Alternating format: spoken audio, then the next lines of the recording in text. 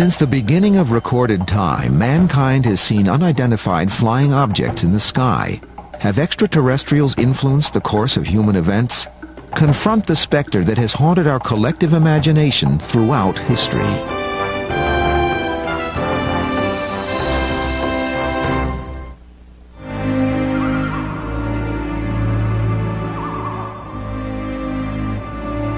For thousands of years, we have gazed in awe at the night sky.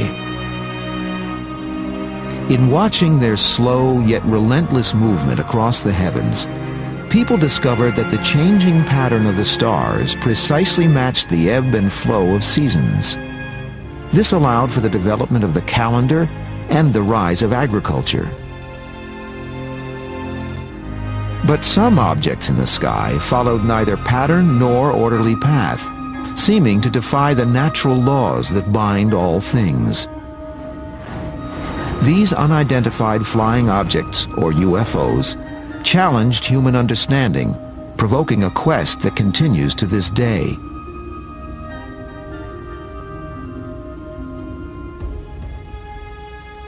You'd have to say that UFO evidence goes back as far as man has left any records at all, because even in ancient cave art 20,000 years ago or so in France and Spain, there are objects, drawings that look like modern flying saucers. So you'd have to go back that far if you wanted to start some point in time when the first UFO report was recorded. Forever frozen in silence and in stone, these provocative drawings raise questions which are debated to this day. For some, these shapes represent gods or ancestral spirits. But for others, they are ancient depictions of spacecraft, ancient aliens.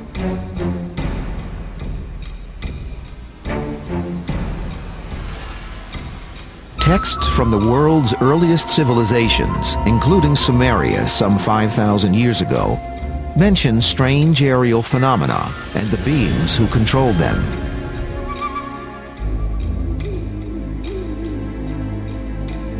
There are ancient records in which people describe different kinds of flying objects which they have seen. In some cases, the people were describing what they understood to be flying vehicles piloted by various categories of living beings.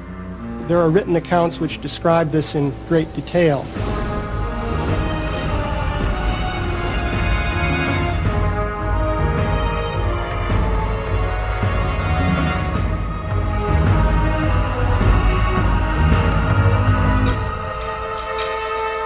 The images are provocative and controversial.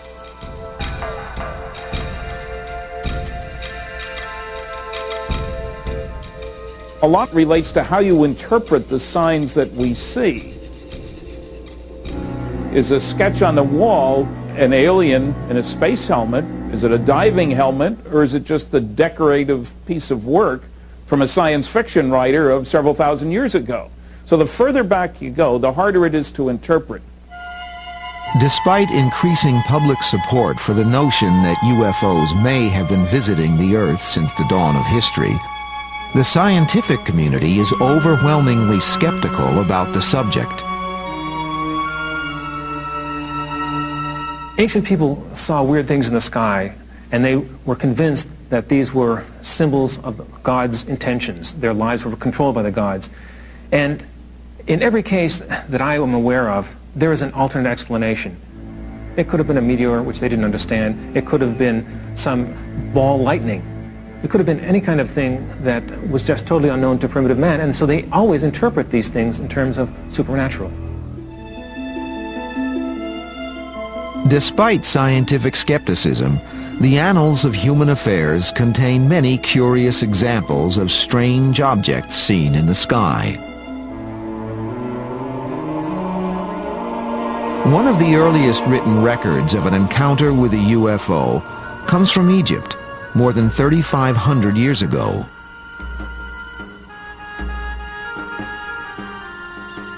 There's a story about Thutmose III, Egyptian pharaoh, who saw circles of fire in the sky and started off with one, and then the report says that there were, a few days later, there were many of them in the sky. And he was so impressed that this was recorded on a papyrus and considered very momentous. In the year 22 of the third month of the winter, a circle of fire appeared in the sky. After some days, it became more numerous and shone with the brightness of the sun, extending to the very limits of the heavens. The records of Pharaoh Thutmose, 1480 BCE. Centuries later, during his invasion of Asia, the mighty Greek leader Alexander the Great is chronicled as having witnessed UFOs. While crossing a river in 329 BC, Alexander and his men observe what are described as gleaming silver shields in the sky. The objects repeatedly swoop down on the column of soldiers, scattering men and horses in panic. 7 years later, while attacking the Phoenician city of Tyre in the eastern Mediterranean, Alexander again encounters UFOs. Recorded by observers on both sides of the conflict, one of the objects suddenly shoots a beam of light at the city wall, which crumbles into dust, allowing Alexander and his troops to easily breach the defenses and take the city. The passage of centuries leaves us with little proof of whether the events really took place, or were merely the products of fertile and imaginative minds.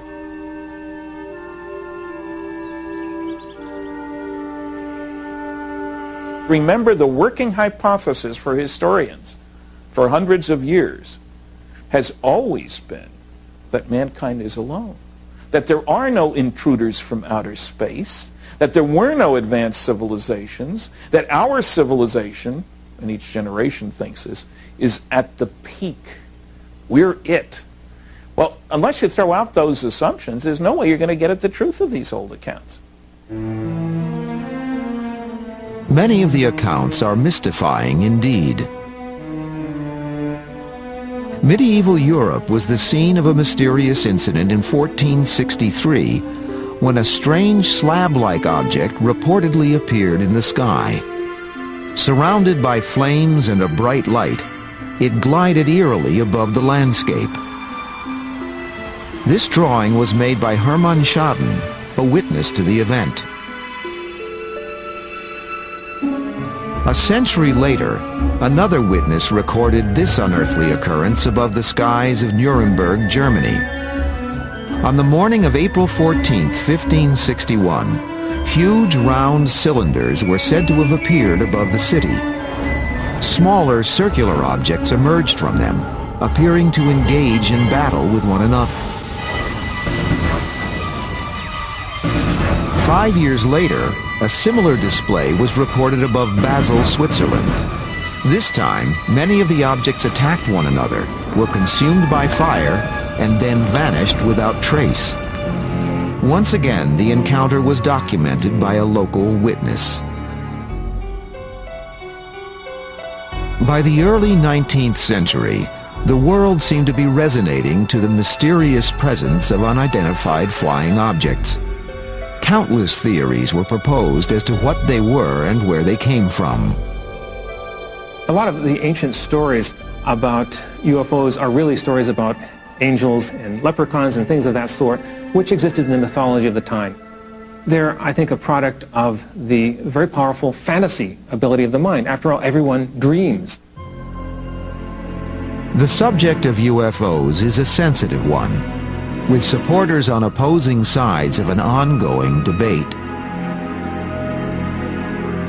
We have today an enormous body of evidence of people seeing consistently reported beings in terms of their shape, their size, little details that indicate a phenomenon is going on where those beings are associated with spacecraft, flying saucers, call them what you want.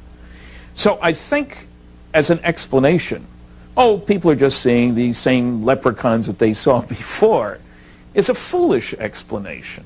Maybe the people back then were seeing the same little gray guys that are coming here now.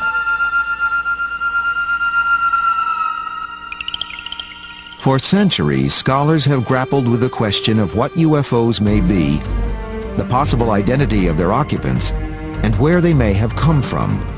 Unfortunately, answers are hard to find.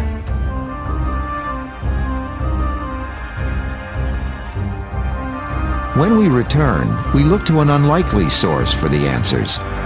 Some of the earliest accounts of UFOs ever recorded may be contained within the pages of the Holy Bible.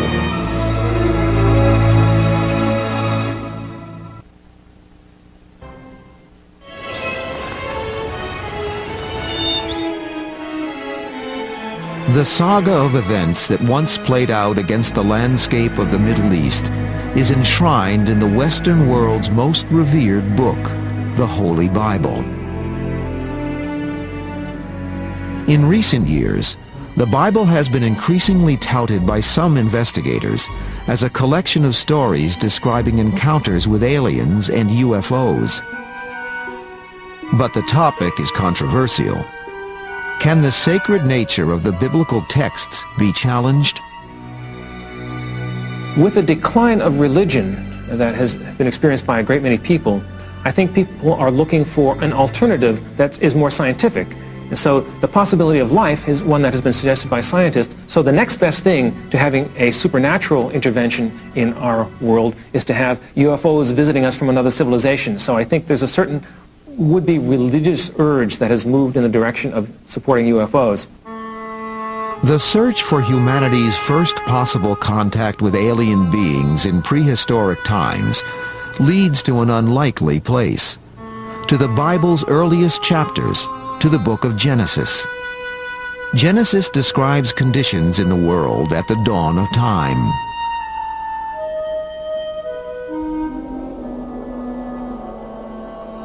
There were giants in the earth in those days, and also after that, when the sons of God came in unto the daughters of men, and they bore children to them. Genesis 6:4.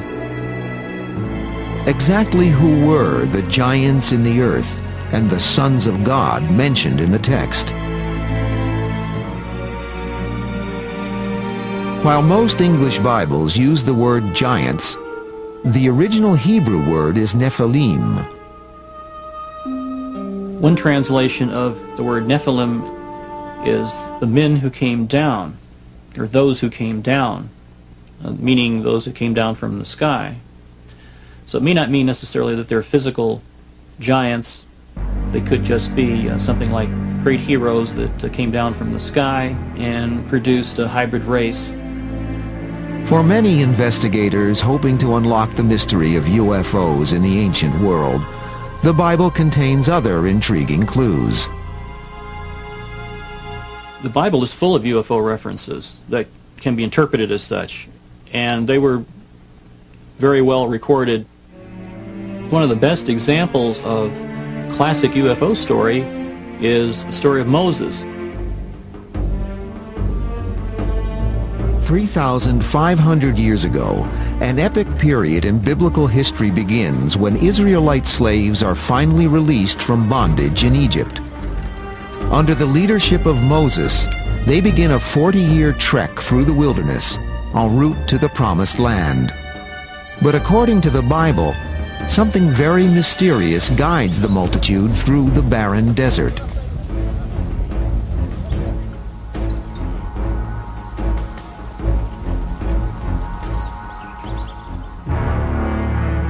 The Lord went before them by day in a pillar of cloud to lead the way, and by night in a pillar of fire to give them light. Exodus 14:21. Some believe the biblical passage contains another dimension to the meaning long cherished by most Christians and Jews. Some people interpret the pillar of smoke and the pillar of fire that Moses followed through the wilderness as being similar to a cigar-shaped UFO. It expresses a theme of an extraterrestrial intelligence.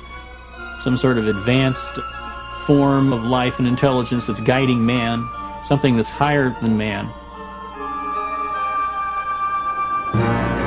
Some of the most intriguing biblical passages concern Mount Sinai and the handing down of the Ten Commandments.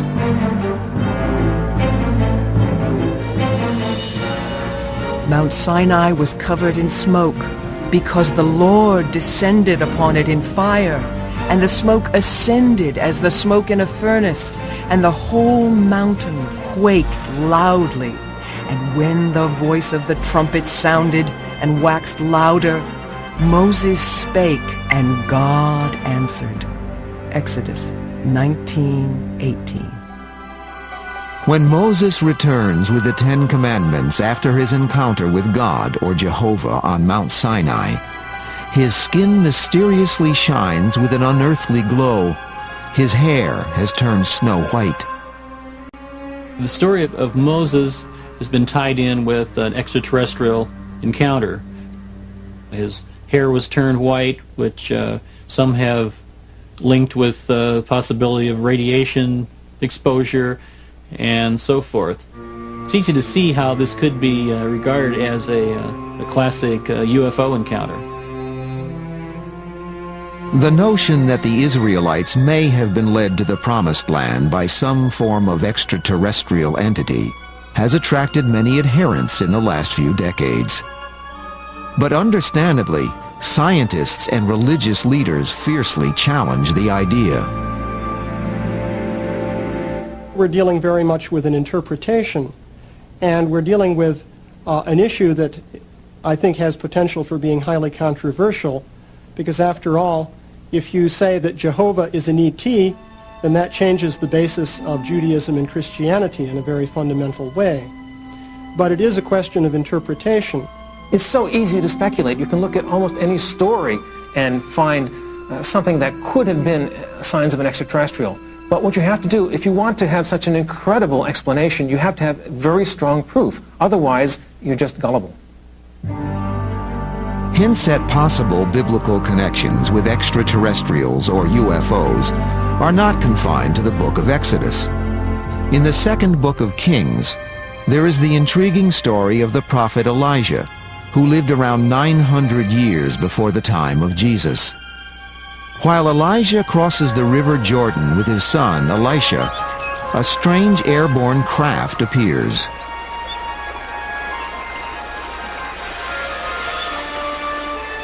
And it came to pass as they went on and talked that, behold, there appeared a chariot of fire and horses of fire, and parted them both asunder.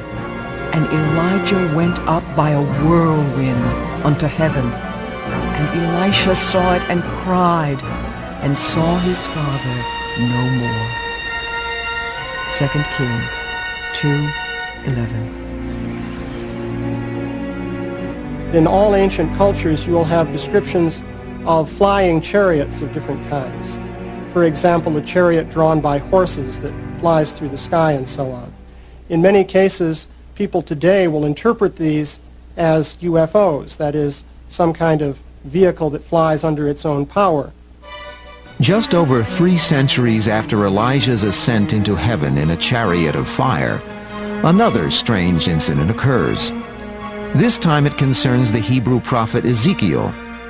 He is believed by some to have encountered alien spaceships on at least 4 separate occasions.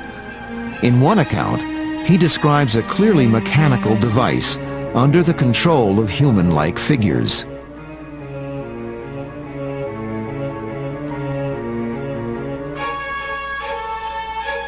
I saw 4 wheels, one wheel beside each cherub.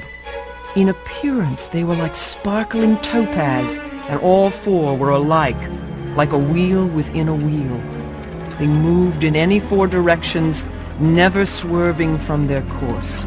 Ezekiel 10:8. Based on the biblical description of the strange flying device, in the 1960s, NASA engineer Joseph Blumrich constructed this model. Is this what Ezekiel saw? I don't know what Ezekiel saw, if he saw anything. One possibility is he was dreaming. Another possibility, he had some hallucinogenic mushroom or something of that sort. Another possibility is that he met another tribe that might have had torches and masks that were very frightening to him, and he just saw something otherworldly that he couldn't explain, and so he made up this story that explained it as best as he could with the terms that he understood in his time. Despite the ambiguity of biblical accounts, other records from prehistory have intensified the debate. Some could be interpreted to suggest that UFOs and extraterrestrials have influenced pivotal events in human history. When we come back, possible evidence of alien encounters at the dawn of civilization.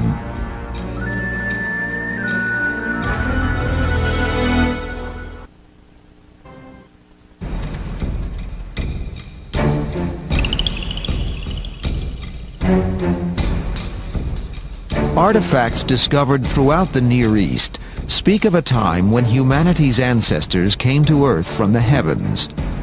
Hundreds of clay tablets and cylinder seals depict human-like beings with wings, linking them with the sky, and always conspicuous, the stars.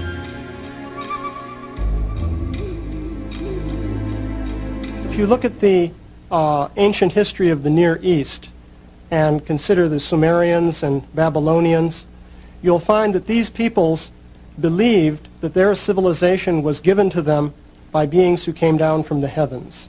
There's nothing in the historical record that is really conclusive. There are some intriguing stories in the records of Babylon, for example, but the human mind is so easily able to invent myths and fantasies that we have to take these ancient stories with a grain of salt.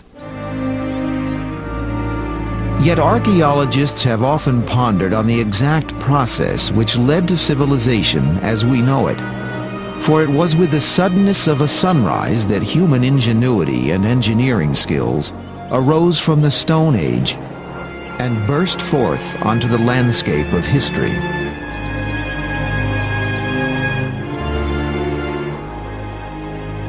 The Sphinx and the Great Pyramid at Giza are two of the greatest enigmas of all time. The exact dates of their construction are still cause for debate. How these ancient people developed the technology to build the Great Pyramid with a discipline and precision still unmatched today is unknown. The Great Pyramid of Egypt stands more than 450 feet tall. It weighs more than 6 million tons, and it has a footprint in excess of 13 acres. It's perfectly aligned to true north, south, east, and west. To achieve that precision of alignment with a monument on this scale is an extraordinary technological feat, and one that is continuously overlooked by our scholars today.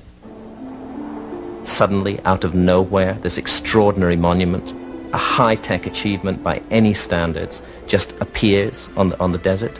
This is a great mystery, totally unexplained by conventional history, and one that requires us to use our minds and our imagination and intelligence to try to work out what on earth is going on here and what it says about the origins of human civilization, of the origins of our society, and our view of the past and where we came from.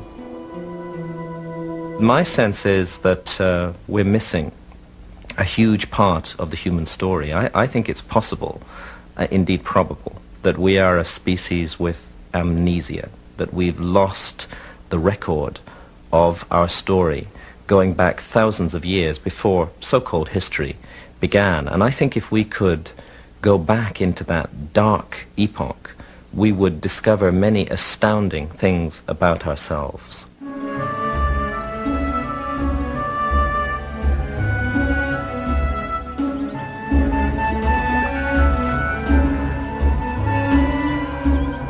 Egypt and the Near East are not the only regions where ancient ruins taunt the mind with the riddle of how they came into being. There are many such places. This is one of them, the great ceremonial center known as Tiahuanaco in Bolivia. Not as old or as imposing as the pyramids of Egypt, What makes this site so unusual is its unique location. Some believe that it too could not have been built without intervention from a superior source.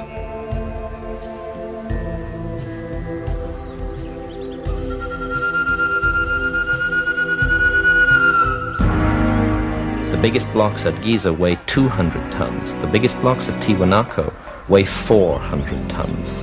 400-ton blocks of stone used to create enormous constructions, 12,500 feet above sea level, in an area where it's almost not possible to grow any food today. The altitude is so high that the crops come out of the ground stunted.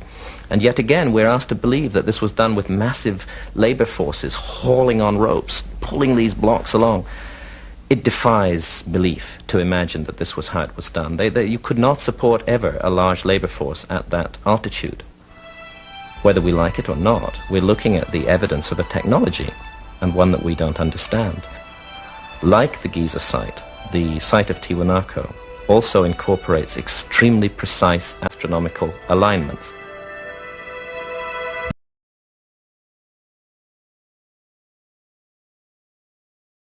Site of all in South America are the Nazca Lines in Peru. Covering more than 200 square miles, a bewildering pattern of gigantic artwork litters the Nazca Plateau.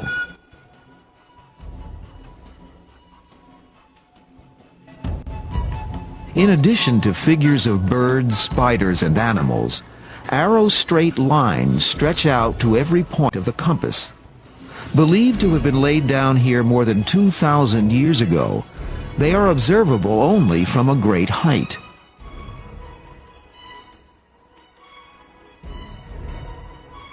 Is this a canvas of signs and symbols etched in the sand to honor pagan gods?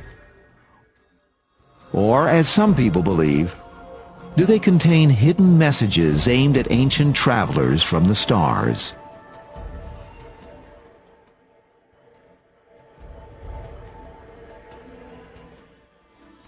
These are very remarkable sculptures made by essentially moving pebbles so as to change the color tone of the desert surface. It appears that many of these patterns of lines seem as though they're oriented towards the heavens in some way. We really don't know what they were for or or how they were interpreted by the people who made them. I think that this may be one explanation, that the Nazcans were projecting these into the sky and using them for religious and ceremonial purposes. But the Nazca lines really do constitute a mystery. No one really knows what they were for.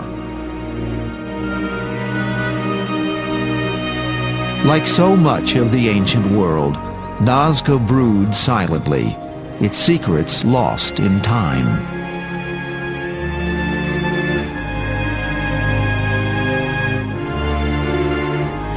When we return, thousands of miles away on the other side of the planet, evidence that UFOs may have visited Asia in a far-gone era.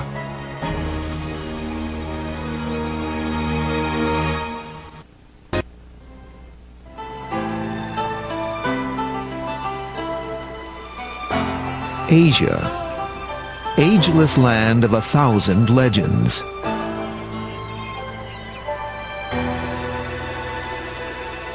It is also a continent of intriguing riddles. During the 1920s, while exploring northern China, famous Russian artist Nicholas Roerich wrote of a remarkable incident in the Himalayas.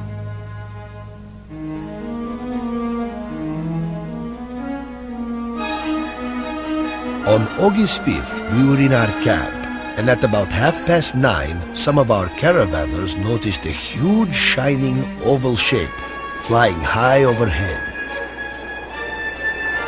It came from the north at great speed, crossing our camp before disappearing into the clear blue sky. It had a bright, luminous surface, brilliant in the sun. Nicholas Roerich, Travel Diary, 1926.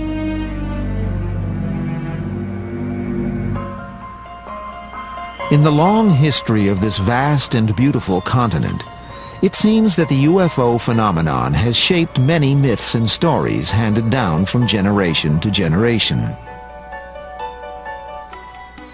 A brief glance at the texts of ancient India is revealing, for here too we find the haunting presence of strange phenomena observed in the sky. Gurkha, flying a swift and powerful Vimana, hurled a single projectile charged with all the power of the universe. An incandescent column of smoke and flame, as bright as 10,000 suns, rose with all its splendor. The Mahabharata. Compiled some 2,000 to 3,000 years ago, the Mahabharata is a Hindu poem written in Sanskrit. 10 times longer than Homer's Iliad and Odyssey combined, it is a saga of conflict on a cosmic scale. The plot of the Mahabharata, which is the great epic of ancient India, has to do with an invasion of the Earth by negative extraterrestrial forces.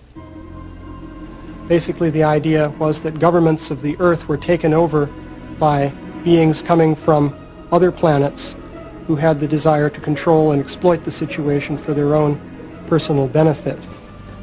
The story goes on to describe how godly forces intervened, and finally there was a great battle here on the Earth in which the issue was resolved and the negative forces were repelled. Another epic poem, the Ramayana, was written more than 2,000 years ago. It too tells of conflict and conflagration in India's distant past. The Vimana was a weapon so powerful that it could destroy the earth in an instant. It made a great soaring sound in smoke and flames, and on it sits death, the Ramayana. Prominently featured in all these stories are strange flying devices referred to as Vimanas. Could they have been UFOs?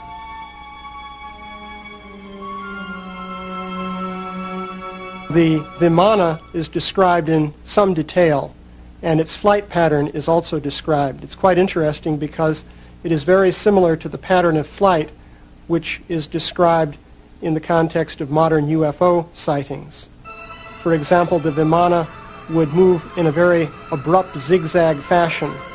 It would sometimes disappear from sight.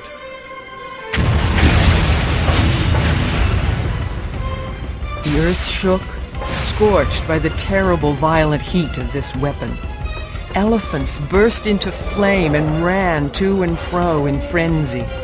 Over a vast area, other animals crumpled to the ground and died. From all directions, the arrows of flame rained continuously and fiercely from the Vimanas. The Mahabharata.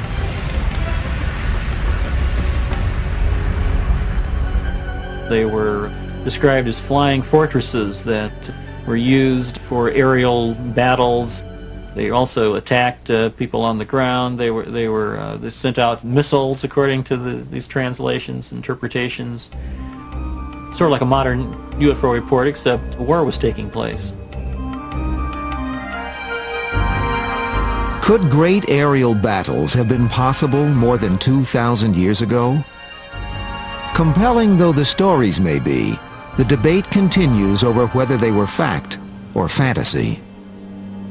I think the ancient Hindu descriptions of flying machines are probably fantasies, sort of like the Buck Rogers myths of flying rocket ships long before they really existed. The easy way out is mythology, old science fiction, if you will.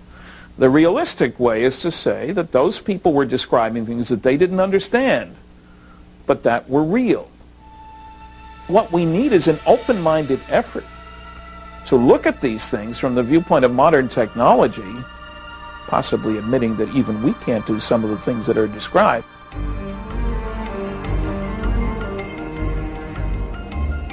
Asia would not be the last place where UFO phenomenon occurred. When we return, a spate of sightings appears throughout the four corners of the modern world and causes a sensation.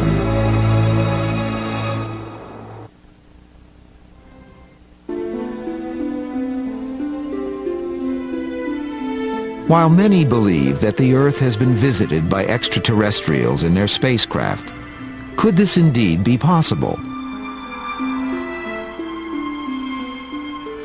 Reports of strange, unidentified flying objects have continued to trickle in throughout the centuries, echoing incidents in ancient times. By the 1940s, the term flying saucer had entered the vocabulary of a fascinated world. Suddenly, seemingly everywhere, the skies were filled with UFOs of every description. In the ensuing decades, UFOs were witnessed by people from all levels of society. Even astronauts saw them.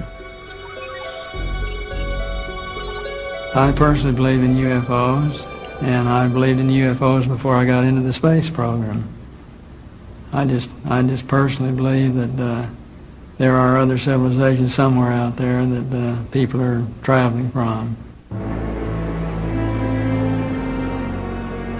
This was in the early 1950s when I was flying fighters in Germany. And these objects were coming over our base that appeared to be the same kind of formations that we fly in our fighters. On occasion, their movements were more erratic than ours, which meant they could really accelerate laterally and accelerate fore and aft more readily than we do.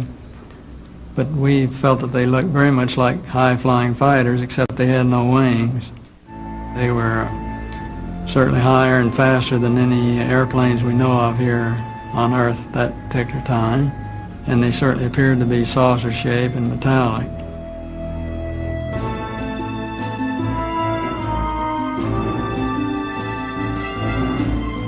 Why are UFOs so seemingly secretive and elusive?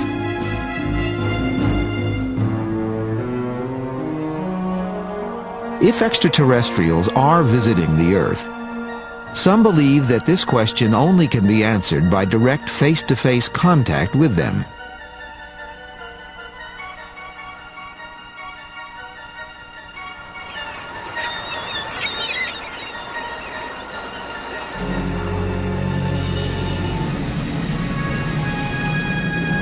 In 1977, NASA sent two robotic Voyager spacecraft on an ambitious exploratory tour to Jupiter, Saturn, Uranus, and Neptune, the four giant outer planets.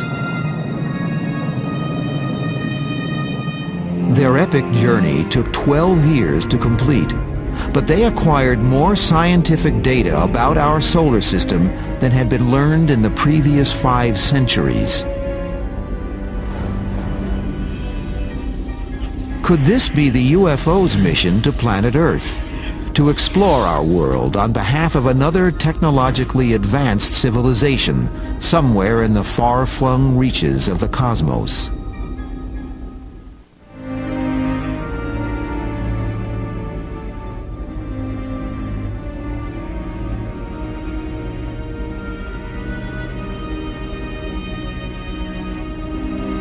While we now know that the chances of finding intelligent life in our solar system are extremely unlikely, our sun is but one of billions in our galaxy, and the galaxy itself is but one of countless galaxies spread throughout the universe.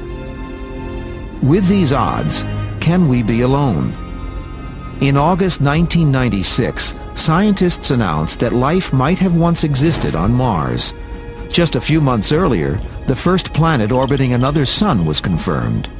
Though 8 light-years, or a staggering 50 trillion miles from Earth, on the cosmic scale, that is literally just down the road from our own backyard. Today, we know a lot about the universe, and we know there really is a possibility that there could be life out there. But most of what you hear about it is nonsense, because people accept the most bizarre stories without proof. And there are many stories from all over the world of people seeing strange lights in the sky. Some of them are true. There are strange lights in the sky, but they usually have an explanation. There are all kinds of things going on around us, and the average person doesn't know about this, and they see something weird, and they say, wow, it must be extraterrestrial.